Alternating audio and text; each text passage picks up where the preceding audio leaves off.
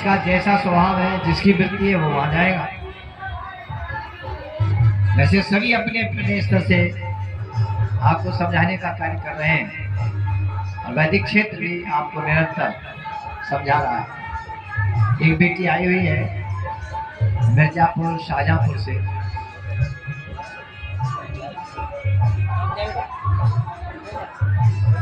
ये कोमल है और कोमल सा गीत गाएगी।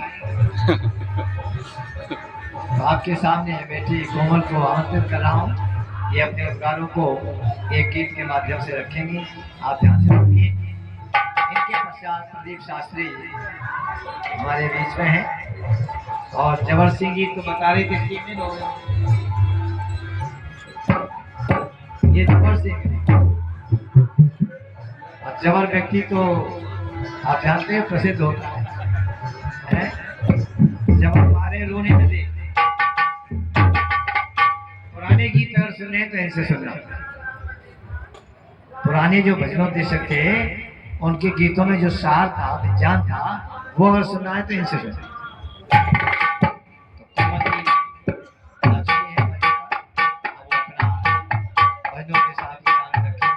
आप ध्यान से सुनिए। 5 बजे कार्यक्रम को विराम देंगे। धन्यवाद।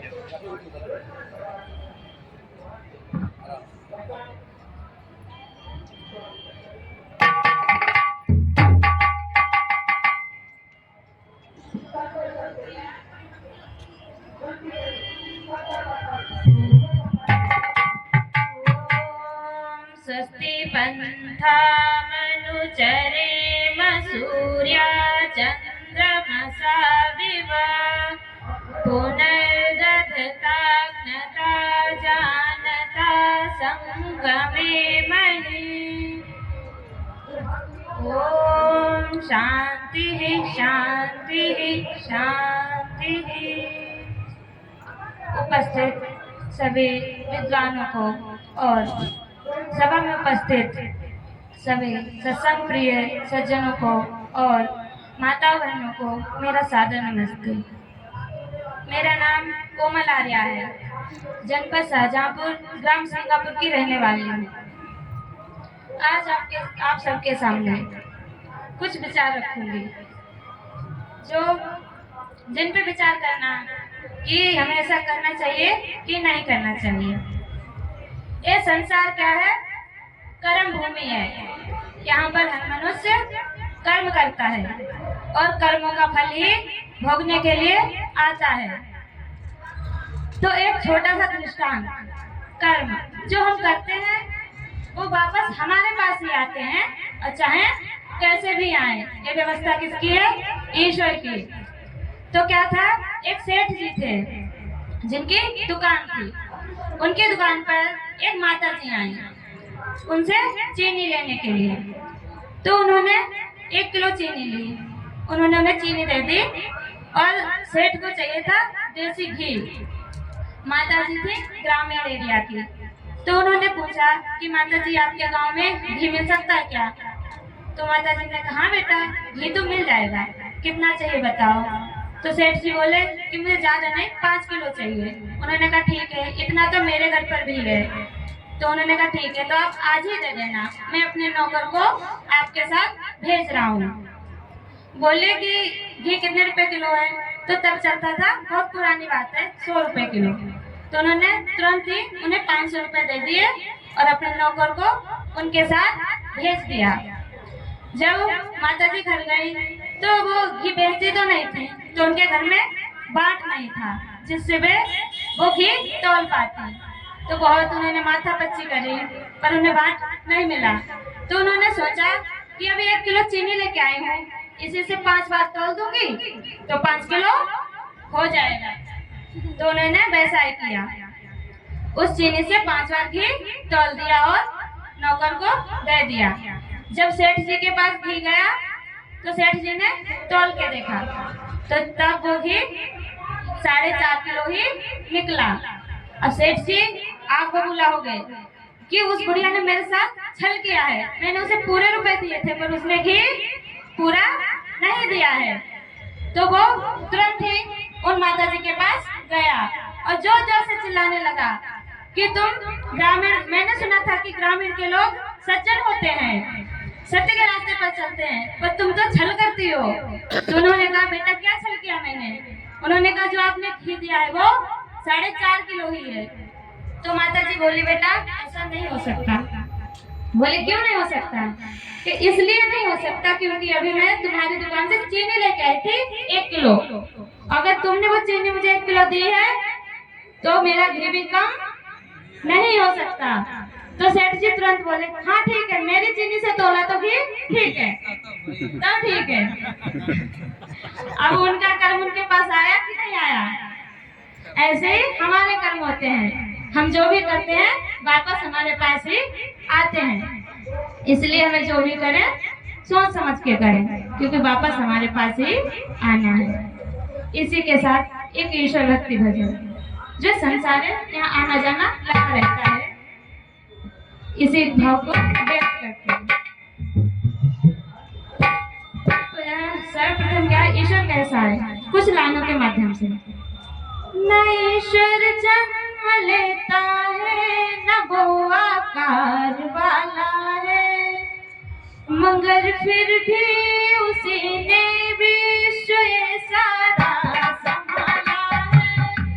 वो कण कण में है, सभी की आत्मा में है, जिसे हंसकर पिया ऋषिवर ने वो अमृत का प्याला है।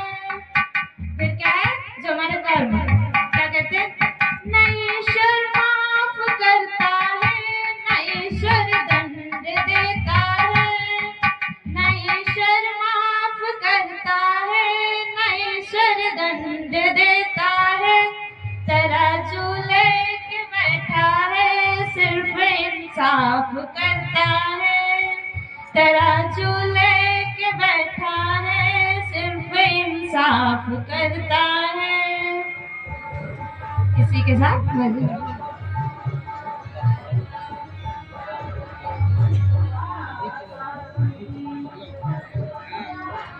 संसार मुसाफिर खाना है, संसार मुसाफिर खाना है, इसका दस्तूर पुराना है। संसार मुसाफिर खाना है, इसका दस्तूर पुराना है।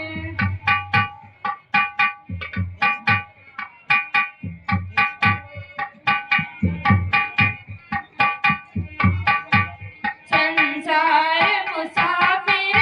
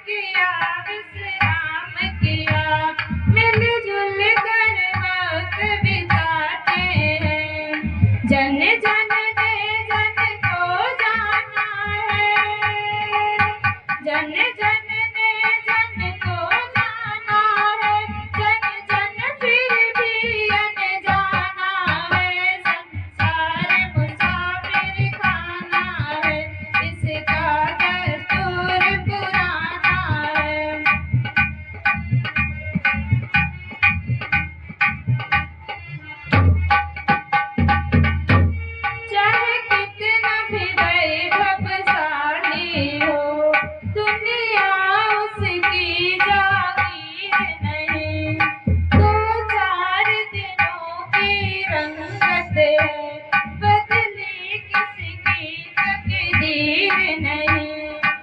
जब खेल तमाशा खत्म हुआ, जब खेल तमाशा खत्म हुआ, किसने किसको पहचाना है, संसार मुसाफिर खाना है, इसका दस्तूर पुराना है, संसार मुसाफिर खाना है, इसका